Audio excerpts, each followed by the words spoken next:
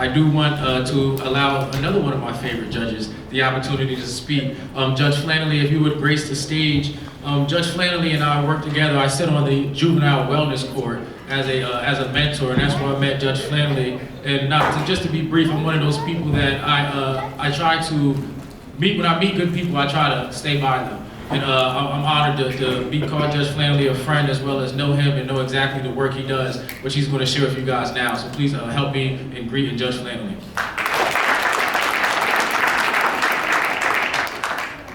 Thanks, Tavon. And I just want to say I'm really humbled by what everybody's been saying today. It's been amazing, and I was really glad after Commissioner Muldrow spoke that there was an intermission so that everybody can forget how good he was, and then I'm not held to that same standard. I've been privileged to be on the bench for about 9 years now. My area that I focus on mainly is juvenile delinquency.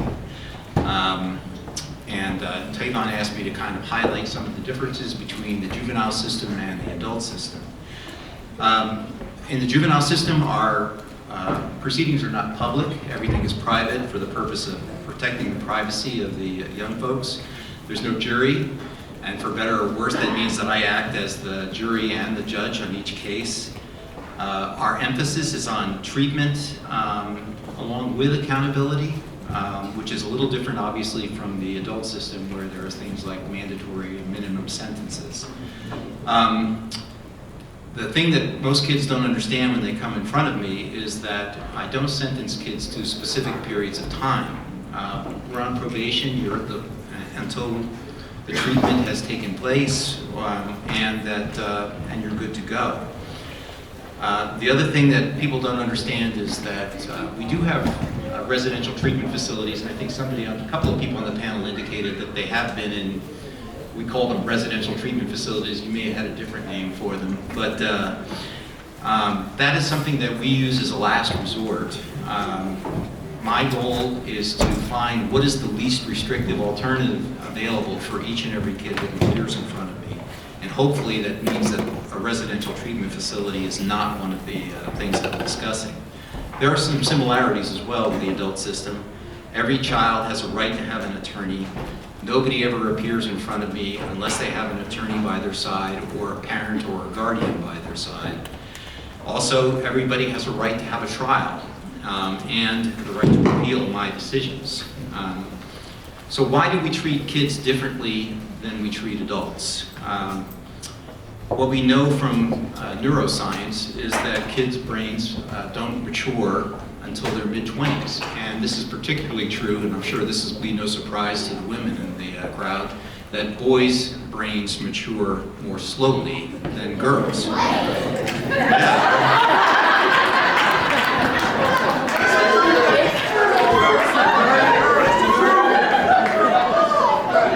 It's science.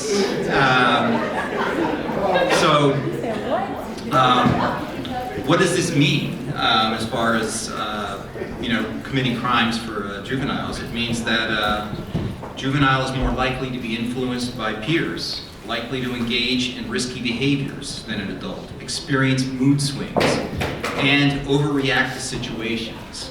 In other words, kids are more likely to commit crimes out of impulse or in the presence of peers. The job of the juvenile system is to match kids with a resolution that considers treatment, education, and accountability. So what are the options available to a judge? Well, some of the options actually don't even come to my attention. We use in York County what is known as warning counsel. These are kids who come into the system usually for the first time. They meet with a probation officer. The probation officer kind of lays out the law to them and lets them off the hook. We keep a record of that. And the vast majority of the kids who are given the warning counsel rarely come back. We give consent decrees, which are basically kind of an opportunity for a kid to go on informal probation, complete some terms, and then their charges are expunged, so to speak. The next alternative is probation in the community. That we give treatment, We may give community service.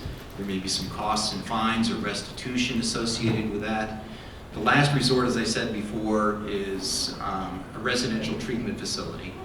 And there are different kinds of those. It's not kind of like a jail that you might have in your mind for juveniles. Some of these are institutions that provide mental health specific treatment or drug and alcohol treatment.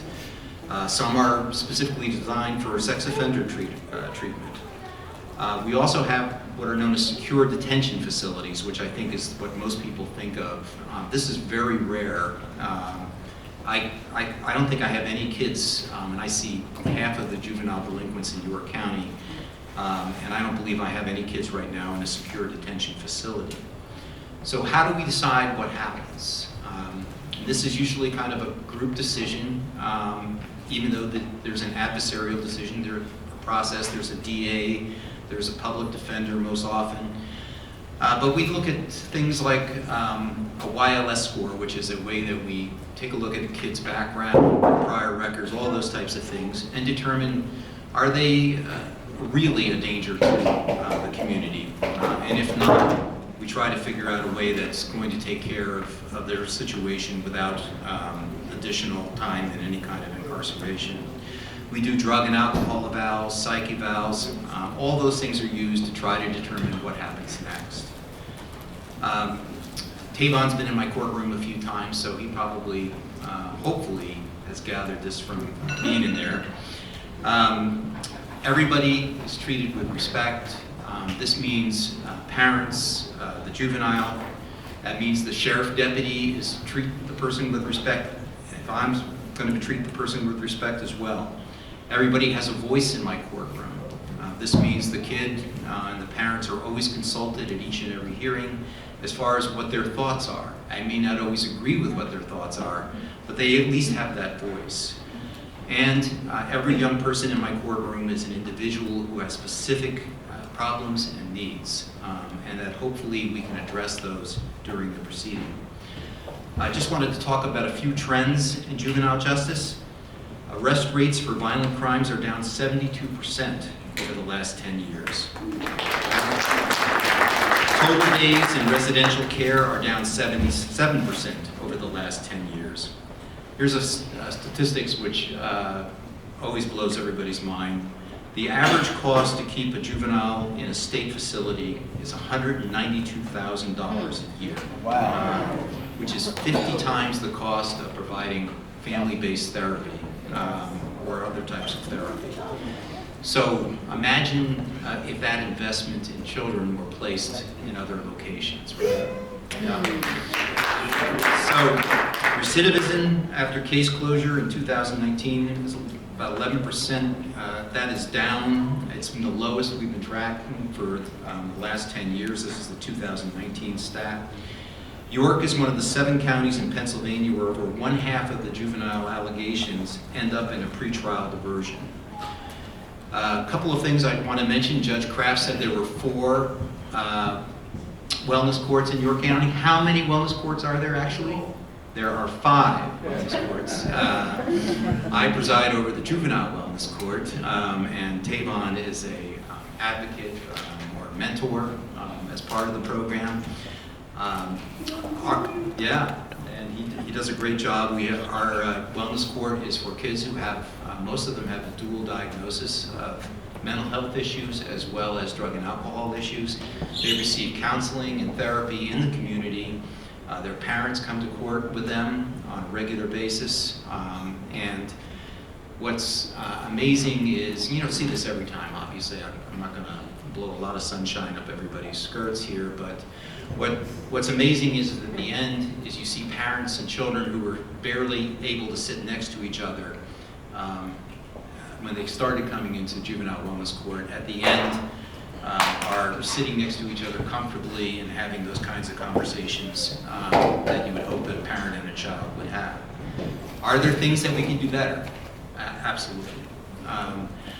Pennsylvania is among many states that allow direct files for children who are 15 to 18 years old. This means if you have committed a certain crime as a 15-year-old, you are automatically charged as an adult. Now, I don't know, ADA Lombardo may have a different perspective on this, I don't know. But as the brain science has told us, 15-year-olds perhaps should not be treated the same as a 25-year-old with regards to those charges. I'm a Presbyterian, so I'm a member of the Frozen Chosen. But that's the best I can do. And the other thing that we can do a lot better on is youth of color are overrepresented in our state facilities. And I will say that we are looking onto that right now. Attorney Lombardo and I are both on a panel which is looking into those issues and trying to address those types of things. So when I first started, I was seeing kids for schoolyard fights and what have you.